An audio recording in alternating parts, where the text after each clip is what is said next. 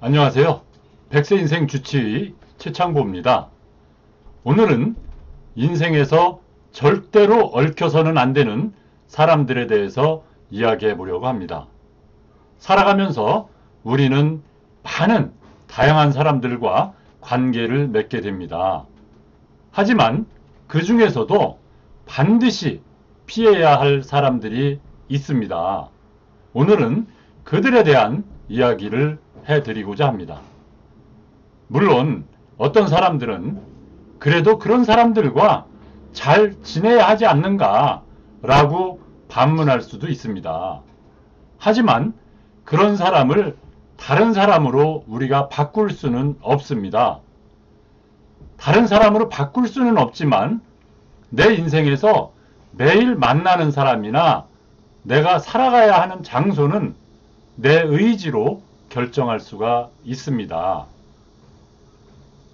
어떤 의미에서는 싫어하는 사람을 만나는 것도 내 자신의 의지로 선택한 것이다 라고 할 수 있습니다.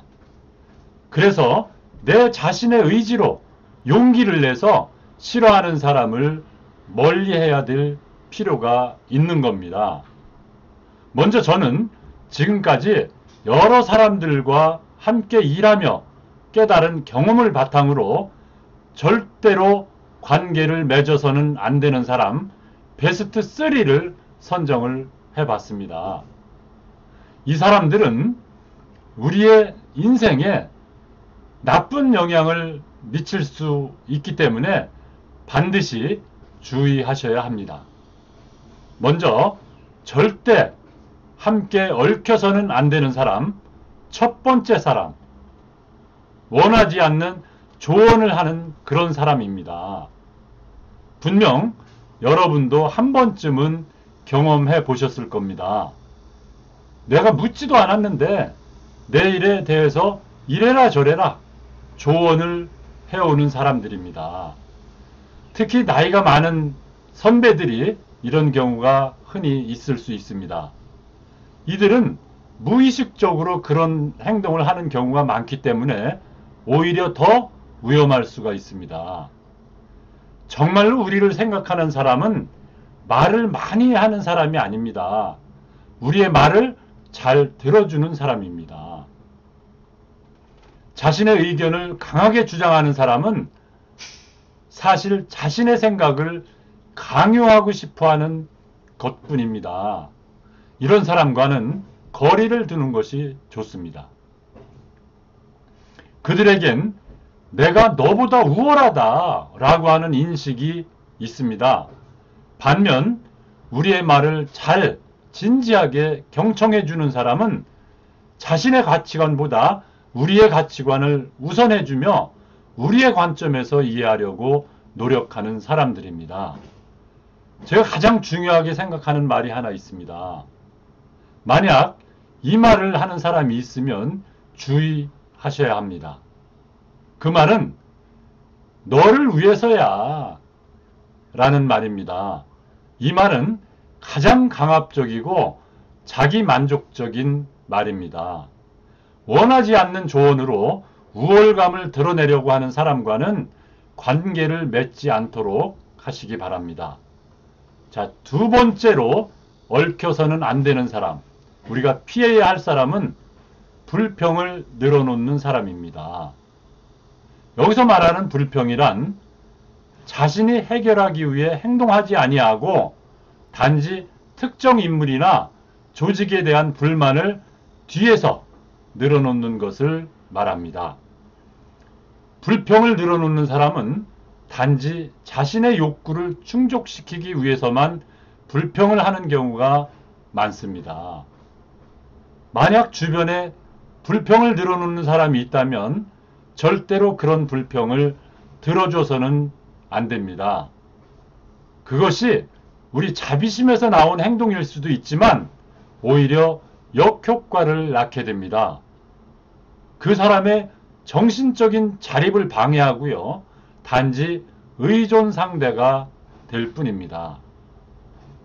또한 불평을 듣다 보면 자신도 모르게 억울한 마음을 털어놓게 됩니다. 그러므로 불평을 듣는 것은 백해무익하다 라고 할 수 있습니다. 만약 실수로 불평을 듣게 되었다면 지금 억울하게 생각하시죠? 앞으로 어떻게 하실 생각인가요? 라면서 앞으로의 행동을 유도하는 그런 코칭을 해주시기 바랍니다. 이들에게 불평을 들어주는 것은 오히려 그들의 정신적 자립을 저해하거나 방해할 수 있습니다. 그러므로 불평을 늘어놓는 사람과는 일정한 거리를 두는 것이 좋습니다. 물론 예외는 있습니다. 한 가지 불평을 들어줘야 되는 그런 상황이 있습니다. 그 사람이 우리에게 매우 소중하고 또 그 사람 마음이 지쳐 있을 때라면 불평을 들어주는 것이 위로가 될 수 있습니다. 이때는 예외적으로 그 사람의 불평을 들어주십시오.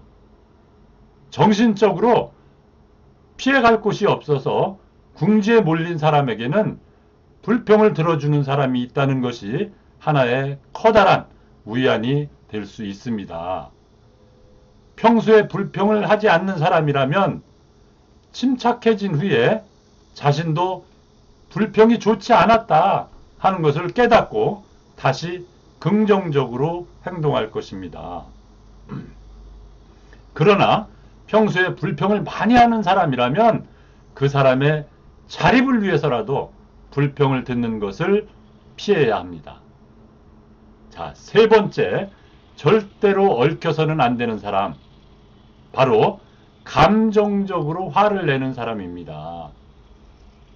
감정적으로 화를 내는 사람, 자신의 감정을 통제할 수 없는 사람과는 앞으로 인생에서 절대로 얽히지 않는 것이 좋다고 단언을 합니다. 단언할 수 있습니다.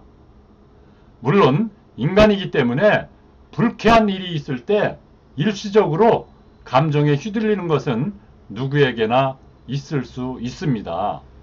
저도 그렇습니다. 그 정도라면 괜찮습니다. 문제는 화를 내는 사람입니다. 이런 사람들은 자신의 감정을 통제하지 못하고요. 타인을 오히려 통제하려는 그런 경향이 있습니다. 이런 사람들과는 관계를 장기적으로 보았을 때 우리에게 큰 스트레스를 줄 수 있습니다. 감정적으로 화를 내는 사람은 상대방을 굴복시키고자 할 때 화를 내는 경우가 일반적입니다. 이런 사람과는 대화나 소통이 불가능합니다. 결국 우리의 삶에 악영향을 끼칠 수밖에 없습니다. 그러므로 이런 사람들과는 절대로 얽히지 마시기 바랍니다. 저는 이전에 감정적으로 화를 내면서 위압적인 태도로 저에게 다가온 고객을 만난 적이 있습니다. 누가 봐도 그는 무리한 요구를 하면서 협박을 했습니다. 처음에는 대등한 입장에서 해결을 해보고자 했는데 앞서 이야기 드린 대로 무리였습니다. 실무 책임자가 여러 차례 대화를 시도했지만 그 사람은 처음에 제기한 문제를 해결할 생각도 없었습니다. 그저 자신의 권리를 과시하면서 주위의 사람들을 무시하는 사람이다 라는 것이 분명해졌습니다. 그 뒤에도 그 사람은 끈기 있게 불평을 늘어놓으면서 화를 냈습니다. 저는 단호히 대응했습니다. 물론 이런 과정에서 저도 스트레스를 받았지만 결국에는 모든 것이 해결되었습니다. 무리한 요구를 하는 사람과는 처음부터 얽히지 않는 것이 가장 현명한 방법이다 라는 것을 다시 한번 깨달았습니다. 여러분도 이런 사람을 만나게 되면 두려워하지 마시고 용기를 내어서 관계를 정리하십시오. 네, 인생은 짧습니다. 소중한 시간과 에너지를 그런 사람들에게 낭비하지 마십시오. 감정적으로 화를 내거나 불평을 늘어놓거나 원하지 않는 조언을 하는 사람들과의 관계는 정리를 하는 것이 바람직합니다. 우리의 삶을 더 긍정적이고 건강한 사람들과 함께 채워 나가십시오. 오늘 영상 여기까지입니다. 여러분에게 도움이 되었다면 좋아요와 구독 부탁드립니다. 더 좋은 영상으로 보답하도록 노력하겠습니다. 앞서 말씀드린 세 부류의 사람들과 얽히면 인생이 망가집니다. 확신합니다. 확신합니다.